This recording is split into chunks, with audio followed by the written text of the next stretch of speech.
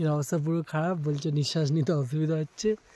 তারপরে এরকম না যে আমরা সারাক্ষণ পুরো মেঘ মেঘ পেয়েছি, এখন কিন্তু আমরা একটা জায়গায় এরকম এসেছি যেখানে কিন্তু এরকম টানা রোদ দিয়েছে, যে রোদটাও কিন্তু গায়ে লাগছে যখন আরাম হচ্ছে। চলো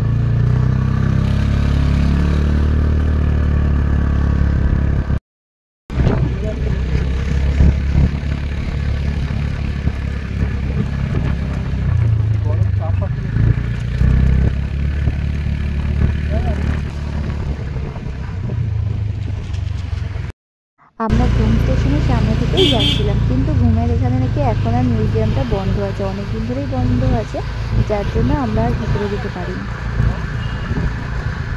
অবস্থা ভীষণ খারাপ। এখানে একটা জায়গায় এসে দাঁড়িয়েছি, ঠান্ডার জন্য ফোনে একদম চার্জ থাকছে না, আর সেই রকম পরিমাণে ঠান্ডা। আমরা সবে ঘুম স্টেশন ক্রস করেছি, একটা ক্যাফেতে ঢুকলাম কফি খাওয়ার জন্য, কফি নিয়েছি খাওয়ার জন্য।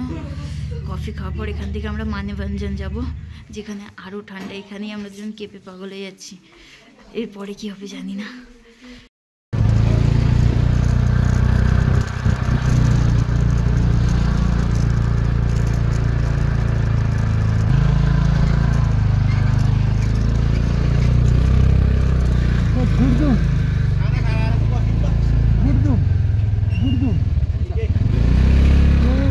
जा रहा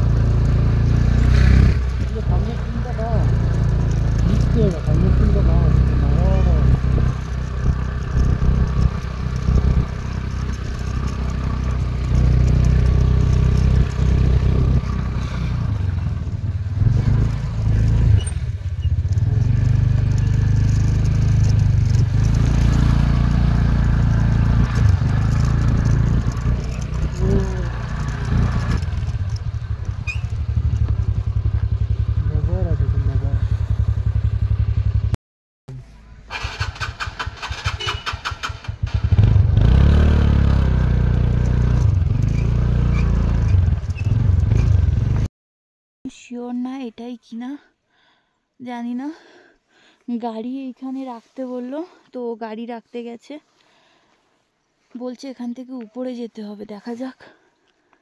ডিকিতে ডিকিতে ব্যাগ, ডিকিতে ব্যাগ, তুমি উপরে যাবে, গিয়ে দেখে আসবে, ওই ব্যাগে জিনিস আছে। দেখেছি দেখেছি,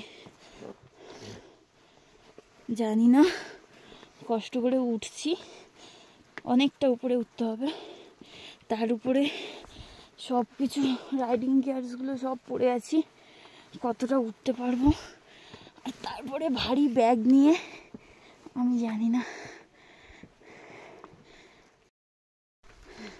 হাতের ব্যাগটা দাও, আমি ধরছি, ভালো করে ভিডিওটা করো, যে গাড়িটা ওখানে, ওই যে গাড়ি রাখা।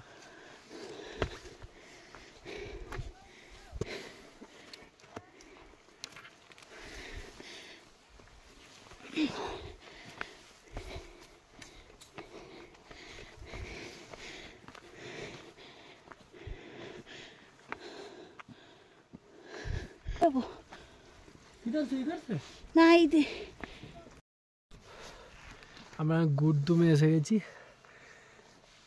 ট্রেক করে প্রায় 1 কিলোমিটার ট্রেক করে আমরা অনেক নিচ থেকে ওপর দিকে উঠেছি। এর অবস্থা খারাপ, এর অবস্থা পুরো খারাপ, বলছে নিঃশ্বাস নিতে অসুবিধা হচ্ছে। তারপরে 2-3 বার জল খাওয়া হয়ে গেল, আমি মোটামুটি ঠিকই আছি। আর আমাদের একটা লাগেজ ছিল বড়, ওটা ওনারা এসে নিয়ে চলে গেল, আরামসে নিয়ে চলে গেল। আমরা আর এর অবস্থাটা দেখাচ্ছি, অবস্থা প্রচণ্ড খারাপ। ঠিক আছে, তুমি ঠিক আছে? তুমি পাহাড়ে থাকবে নাকি? তুই কি বলছিলে, পাহাড়ে থাকবে নাকি তুমি? তাই এইটুখানি উঠতে এই অবস্থা, তুই থাকতে পারবে? পুরো ঘোর পাল্টে গেছে, কথা বলতে পারছে না, নিঃশ্বাস নিতে পারছে না, খুব চাপে আছে। আর ওই যে ওইখান থেকে এইটুখানে যেতে হবে, আর এইটুকু সিঁড়ি হলেই আমরা চলে যাব। আর দৃশ্যটা তো পুরো মেঘে ঢাকা, ওই সাইডটা তো বিচ্ছিরি মেঘ, আলাদাই একটা, আলাদাই। এদিকে পাইন ফরেস্ট, এই ওঠার রাস্তা, এদিকে শুরু হয়ে গেছে, চেষ্টা করছে যতদূর যেতে পারে আর কি। আমি হাঁটা শুরু করলাম, এটা অনেকটা নিচু, এই একই অবস্থায় ছিল, নিচ থেকে অনেকটা ট্রেক করে উঠতে হয়েছে, তো এটা সেম ট্রেক করে উঠতে হচ্ছে।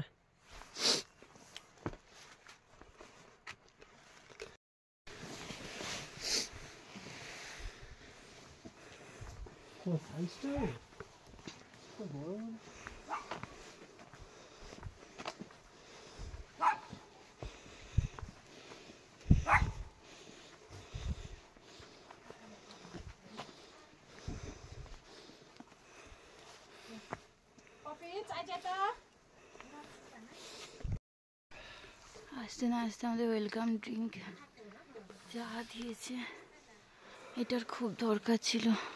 আদা দেওয়া চা, এটার খুব দরকার ছিল আমার পক্ষে।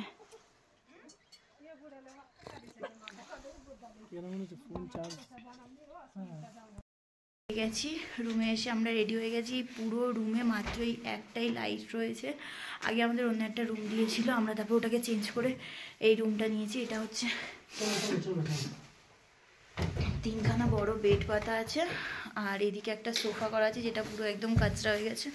এখন আমরা লাঞ্চের জন্য যাচ্ছি, কারণ 3টে বেজে গেছে। মারাত্মক ঠান্ডা, জলে হাত দেওয়া যাচ্ছে না, পুরো বরফ, অবস্থা খুব খারাপ হয়ে যাচ্ছে। এখন আমরা যাচ্ছি লাঞ্চ করার জন্য।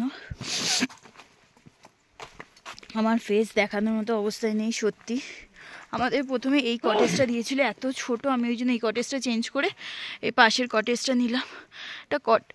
এটা রুম, আর ওখানে ওনারা রান্না করেছে। তো আমরা এখন যাচ্ছি খাওয়ার জন্য।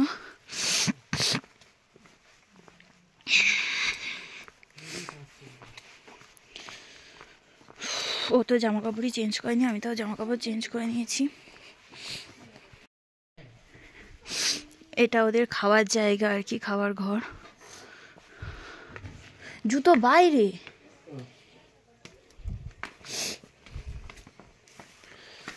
রুমটার ভিতরটা এটা তামার। কালেকশনটা একবার দেখো তোমরা।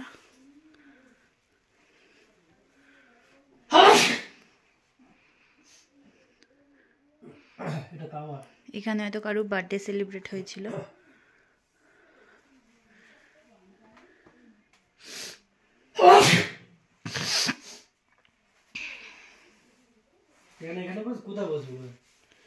সার্ভ করেছে রাইকা শাক, ওদের এখানে ফেমাস কিছু একটা, যেটা শুকনো লঙ্কা দিয়ে ভাজা, আর ভাত। খুব সুন্দর চাল। খেয়ে বলো শাকটা কেমন। শাক যেহেতু ও খায় না, আমিও খাই না, আমার দেখে অনেকটা আমাদের ওখানে কলমি শাকের মতো লাগছে। ভালো, কিন্তু তিতো টাইপের, একটু তিতো। পাঁপড় ভাজা, ডাল, শসা, পেঁয়াজ, কাঁচা লঙ্কা, আর আমার বরের ফেভারিট পেঁয়াজ। পেয়ে খুব খুশি হয়ে গেছে। নেই আর নেই। আর এখানে এখানে আমাদেরকে উনি আর কি ডাকতে এসেছিল। তো এখানে সন্ধ্যের আমাদের চা, আর তার সাথে পেঁয়াজের পকোড়া। আমরা 2 জায়গায় গেছি, সেখানে 2 জায়গাতেই আমরা পেঁয়াজের পকোড়াই পেয়েছি, কিন্তু দুটোরই টেস্ট খুব সুন্দর ছিল, অবশ্যই বলতে হবে। আর এখানে বর আর কি ওনার সাথে কথা বলছিল যে এতটা ঠান্ডা পড়ে গেছে, এতটা ঠান্ডা এখানে।